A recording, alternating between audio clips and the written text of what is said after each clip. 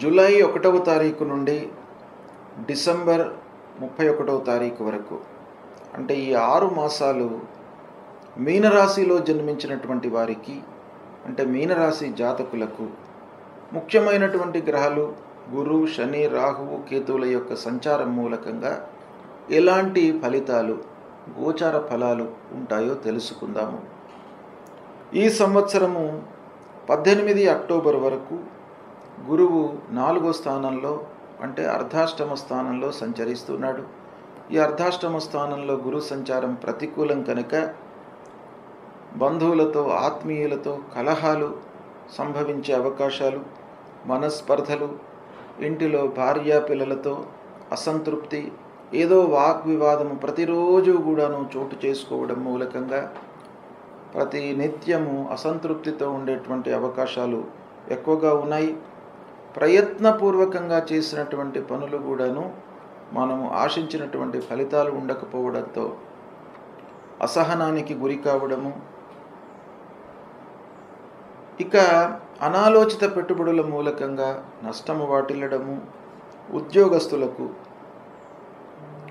ఈ అర్ధాష్టమ స్థానంలో గురువు సంచరిస్తున్నప్పుడు చేసేటువంటి సంస్థల లోపల కూడాను మనకు సంతృప్తి ఉండకపోవడము, వర్క్ లోడ్ పెరగడము, తద్వారా మనకు రావలసినటువంటి డబ్బు కూడాను రాకపోవడము, ప్రమోషన్స్ రావలసినవి ఎన్నో రోజుల నుంచి పెండింగ్లో ఉన్నటువంటి ప్రమోషన్ కొరకై మనం ఎదురు చూడడము, ఇలాంటివి ఎన్నో మనకు ఇబ్బందులు ఈ అర్ధాష్టమ స్థానంలో కలుగుతాయి. తద్వారా మానసికమైనటువంటి ఇబ్బందులకు గురి అవుతారు. ఇక వ్యాపారస్తులు క్రయ విక్రయములలో ఇబ్బందులను ఎదుర్కొంటారు. వ్యాపారం బాగానే నడుస్తుంది, కానీ అనుకున్న మేర లాభము ఉండకపోవడము, తర్వాత అనాలోచితంగా ఎవరో చెప్పడం మూలకంగా పెట్టుబడులు పెట్టడము, తద్వారా నష్టం వాటిల్లడము, నిర్ణయాలు తీసుకోవడంలో సందిగ్ధత ఏర్పడుతుంది. అంటే డిసిషన్ మేకింగ్ అనేది ప్రాబ్లమెటిక్గా మీకు తయారవుతుంది. ఏ నిర్ణయము తీసుకోలేరు. తీసుకుంటే ఏమవుతుందో అనేటువంటి ఒక భయానికి గురి అయ్యేటువంటి అవకాశం ఉంది. మానసికంగా వ్యాకులతకు గురి అవుతారు. వృధా ఖర్చులు ఒకవైపున ఉంటాయి. ఉద్యోగస్తులకు స్థల మార్పులు, వ్యాపారస్తులకు కూడాను వ్యాపారం లోపల మార్పు, ట్రాన్స్ఫర్లు, అనవసరమైనటువంటి ఇబ్బందులు, అన్ని రంగాలలో ఉన్నటువంటి వారికి కూడాను ఈ అర్ధాష్టమ స్థానంలో కొన్ని ఇబ్బందులు కనబడుతున్నాయి. అయితే 18 అక్టోబర్ తర్వాత డిసెంబర్ వరకు గురు 5వ స్థానంలో సంచరిస్తున్నాడు. అంటే పంచమ స్థానం బాగా కలిసి వస్తుంది. ఈ అర్ధాష్టమానికి భిన్నంగా కంప్లీట్గా వ్యతిరేకమైనటువంటి ఫలితాలు అక్టోబర్ 18 నుండి మీరు డిసెంబర్ 5 వరకు మీరు చూడబోతున్నారు. అంటే కర్కాటక రాశిలోకి గురువు సంచరిస్తున్నాడు. పంచమ స్థానం గోచార రీత్యా చాలా మంచిది. అంతేకాకుండా రాశ్యాధిపతి గురువుకు కర్కాటక రాశి ఉచ్చస్థానం కనుక అలాంటి కాంబినేషన్లో ఈ గురువు 18 అక్టోబర్ నుండి డిసెంబర్ 5 వరకు ఉంటున్నాడు. కనుక ఈ సమయము మీకు చాలా కలిసి వస్తుంది మీనరాశి వారికి. ఒక పక్కన జన్మస్థానంలో శని ఉన్నప్పటికీ ఈ గురువు అన్ని రకాలుగా మీకు బాగా కలిసి వచ్చేటువంటి ఫలితాలను ఇవ్వబోతున్నాడు. సాహసించి ధైర్యంతో మీరు పనులు చేస్తారు, సత్ఫలితాలను పొందుతారు. చేతిలో డబ్బు రావలసినటువంటిది వస్తుంది. తర్వాత పిల్లల విషయంలో మీరు మంచి నిర్ణయాలు తీసుకుంటారు. వాళ్ళను ఒక మంచి సంస్థలో చేర్పిస్తారు. హయ్యర్ ఎడ్యుకేషన్కు కావలసినటువంటి అన్ని సదుపాయాలను కూడాను మీరు కల్పిస్తారు. పిల్లల యొక్క వివాహాది శుభకార్య ప్రయత్నాలు ఫలిస్తాయి. ఉద్యోగంలో ఉన్నటువంటి వారికి ప్రమోషన్ లభించేటువంటి అవకాశాలు ఉన్నాయి. హైయప్స్తో మంచి సంబంధాలు ఏర్పడతాయి. వృత్తిలో ఉన్నటువంటి వారికి చాలా సంతృప్తి కలుగుతుంది. ఈ సమయం లోపల సంతానం కొరకై ఎదురు చూస్తున్నటువంటి వారికి, ముఖ్యంగా ఈ పంచమ స్థానంలో గురువు రాశ్యాధిపతి అయ్యి ఉచ్చ స్థానంలో ఉన్నాడు కనుక 100% ఈ సమయం లోపల సంతాన ప్రాప్తి గోచరిస్తుంది. ఇక అన్ని విధాలుగా సత్ఫలితాలను పొందుతారు. ఆదాయం మీకు బాగా కలిసి వస్తుంది. స్థిర చిరాస్తుల మూలకంగా ఆదాయం పెరుగుతుంది. కుటుంబ వాతావరణం సంతృప్తికరంగా ఉంటుంది. కుటుంబ పెద్దల యొక్క సహాయ సహకారాలు మీకు బాగా లభిస్తాయి. ఈ విధంగా పంచమ స్థానంలో మీకు అద్భుతమైనటువంటి ఫలితాలు, శుభ ఫలితాలు ఈ గురువు ఇవ్వబోతున్నాడు. గోచార రీత్యా శుభస్థానం, ఉచ్చ స్థానంలోకి ఎంటర్ అవుతున్నాడు. రహస్యాధిపతి కూడాను అయినాడు కాబట్టి 1-5 కాంబినేషన్లో వ్యవహరిస్తున్నాడు. ఉచ్చ స్థానంలో ఉన్నాడు. అన్ని రకాలుగా ఈ సమయము అంటే అక్టోబర్ 18 నుండి డిసెంబర్ 5 వరకు ఈ స్థానంలో ఉంటున్నాడు గురువు. కాబట్టి మీకు అద్భుతమైనటువంటి ఫలితాలను ఇస్తాడు. అయితే ఇదే సమయంలో శని జన్మస్థానంలో ఉన్నాడు. జన్మస్థానంలో శని ప్రతికూలం. అయితే మీనరాశి వారికి ఏకాదశాధిపతి, ద్వాదశాధిపతి కూడా అయినాడు శని. అలాంటి శనేశ్వరుడు లగ్నంలో ఉన్నాడు. కొంత ఇబ్బంది, ఖర్చులు ఉండే అవకాశాలు ఉన్నాయి శని మూలకంగా. కానీ అక్టోబర్ 18 నుంచి గురువు చాలా బాగున్నాడు కాబట్టి ఈ శని ప్రభావం కొంత తగ్గే అవకాశాలు ఉంటాయి. ఈ శని మూలకంగా ఏం కలుగుతుంది అనంటే ప్రయాణాలు ఫ్రీక్వెంట్గా చేయవలసి రావడము, వృధా ఖర్చులు. అంటే ప్రయాణానికి మనము అనుకోకుండా ప్రయాణాలు చేయవలసి రావడము, ప్రిపేర్ అయి ఉండడము, ప్రిపేర్ కాకుండా మనం ప్రయాణాలు చేయవలసి రావడం మూలకంగా వృధా ఖర్చులు, అనవసరమైనటువంటి అనారోగ్య సమస్యలు ఇలాంటివి తలెత్తే అవకాశాలు ఉంటాయి. అలసట బాగా ఉంటుంది. ఆత్మీయులు, బంధువులతో కొన్ని కలహాలు తలెత్తే అవకాశాలు ఉన్నాయి. ప్రారంభించినటువంటి పనులు ముందుకు సాగకపోవడము, జన్మస్థానంలో ఉన్నప్పుడు శారీరకంగా మీకు చాలా ఇబ్బంది పెడతాడు. స్థిరమైనటువంటి ఆలోచనలు లేకపోవడము, మానసికమైనటువంటి ఇబ్బందులు ఇలాంటివి ఈ 6 మాసాలు ఈ శని ప్రభావంతో మీరు అనుభవించే అవకాశాలు ఉన్నాయి. అంటే ఈ ఫలితాలు మీరు ఎక్స్పీరియన్స్ చేస్తారు. అయితే ఈ సమయంలో అక్టోబర్ 18 నుండి గురువు బాగున్నాడు కాబట్టి శని ప్రభావం తగ్గుతుంది. అయితే ఇదే సమయంలో ద్వాదశ స్థానంలో రాహు సంచరిస్తున్నాడు. ద్వాదశ స్థానంలో రాహు ఉండడం కూడాను కొంత ఇబ్బందే. అనవసరమైనటువంటి ఖర్చులు, మానసికమైనటువంటి ఇబ్బందులు, స్నేహితులు, బంధువులు అందరితోనూ కూడాను మనస్పర్ధలు ఏర్పడడానికి అవకాశాలు ఉంటాయి. ప్రయత్నపూర్వకంగా చేసినటువంటి పనులు కూడాను మనకు పూర్తి కాకపోవడము, మధ్యలో నిలిచిపోవడము, నష్టాల బాటన మనం ప్రయాణం చేయడము ఇలాంటివన్నీ కూడాను రాహు మూలకంగా ద్వాదశ స్థానంలో సంచరించడం మూలకంగా కలుగుతాయి. అయితే శుభసూచకం ఏంటంటే షష్ఠమ స్థానంలో కేతువు సంచరిస్తున్నాడు ఇదే సమయంలో. అంటే కేతువు మూలకంగా కొంత రెక్టిఫికేషన్ ఉంటుంది. రాహు ఏదైతే మనకు అనర్థాలను ఇస్తాడో అందులో కొంత భాగాన్ని కేతువు రెక్టిఫై చేస్తాడు. ఇటు శని ప్రతికూలంగా ఉన్నాడు, రాహు ప్రతికూలంగా ఉన్నాడు. కేతువు మట్టుకు కొంత అనుకూలంగా ఉన్నాడు. కనుక కేతువు మూలకంగా మీకు పూర్వము చేసినటువంటి అప్పులను తీర్చే అవకాశాలు ఉన్నాయి. అంటే రుణభారం కొంత తగ్గే అవకాశాలు ఉంటాయి. ఆర్థిక సమస్యల నుండి కొంత విముక్తులవుతారు. తోటివారి యొక్క సహాయ సహకారాలు కొంత అందే అవకాశాలు ఉంటాయి. ఈ విధంగా కేతువు యొక్క ప్రభావము పాజిటివ్గా ఉంది, శని ప్రభావము నెగిటివ్గా ఉంది, రాహు ప్రభావం కూడాను నెగిటివ్గా ఉంది.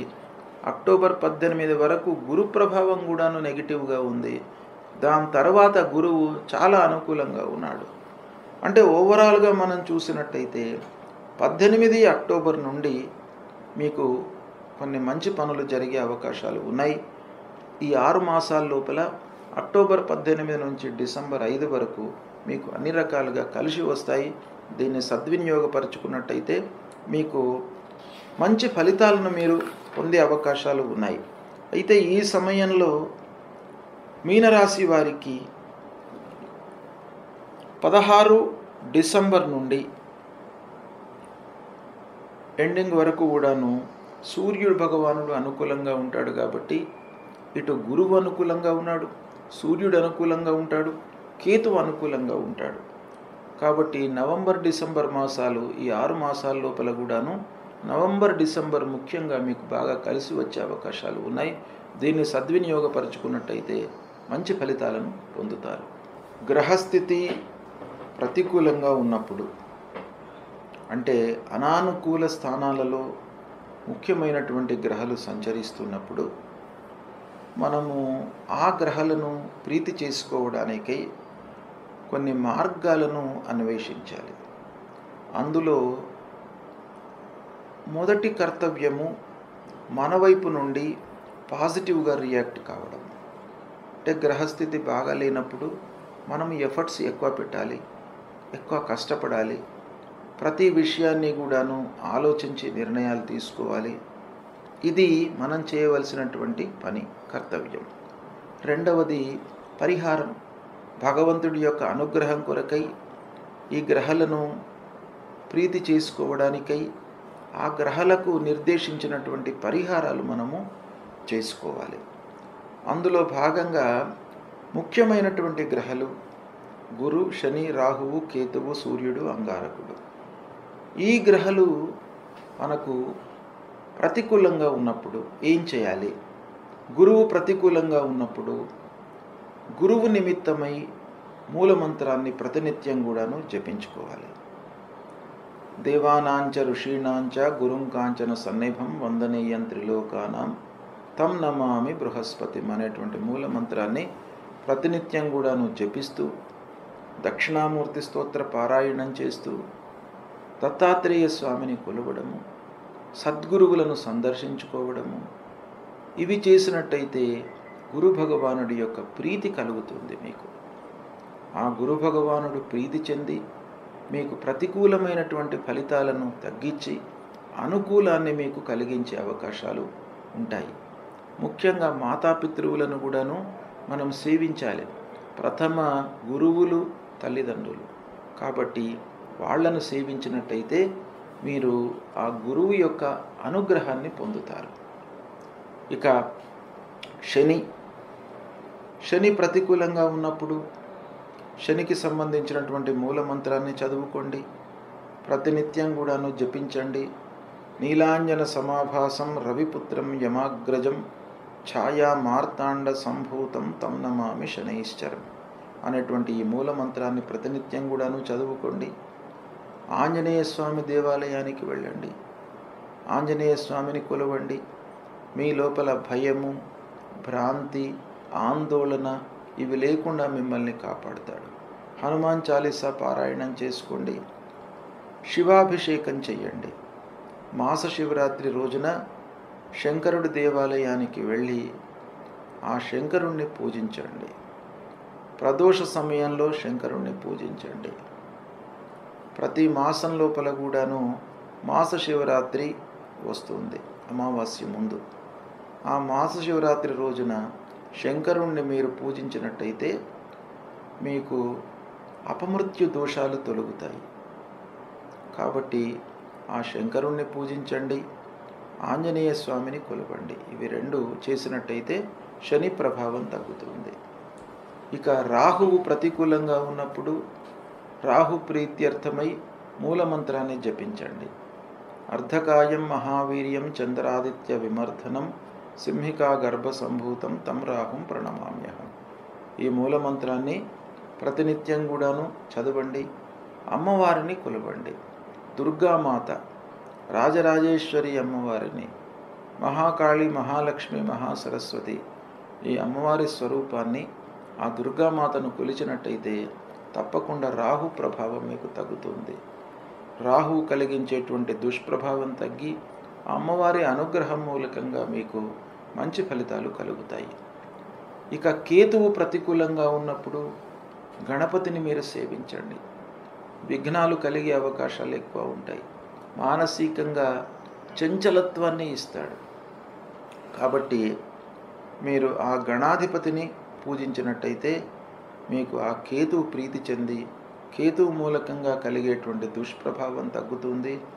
అంతేకాకుండా కేతువుకు సంబంధించినటువంటి మూలమంత్రాన్ని ప్రతినిత్యం కూడాను చదువుకోండి. ఫలాశ పుష్ప సంకాశం తారకా గ్రహమస్తకం రౌద్రం రుద్రాత్మకం ఘోరం తం కేతుం ప్రణమామ్యహం. ఈ మూలమంత్రాన్ని చదువుకోండి. మీకు ఈ గ్రహాలు ప్రీతి చెంది దుష్ప్రభావము తగ్గే అవకాశాలు ఉంటాయి. కాబట్టి ఈ ప్రతికూలంగా ఉన్నప్పుడు ఆ భగవంతుణ్ణి కొలవడము, కీర్తన చేయడము, లలితా సహస్రనామ పారాయణం చేయడము, విష్ణు సహస్రనామ పారాయణం చేయడము, సూర్య నమస్కారాలు చేయడము, సుబ్రహ్మణ్య స్వామిని కొలవడము, ఇలాంటివి మీరు చేపట్టినట్టయితే ఆ గ్రహాల మూలకంగా కలిగేటువంటి దుష్ప్రభావము పూర్తిగా నిర్వీర్యమవుతుంది. ఆ భగవంతుడి యొక్క అనుగ్రహానికి మీరు పాత్రులవుతారు, శుభ ఫలితాలను పొందుతారు. తప్పకుండా ఈ పరిహారాలను పాటించండి.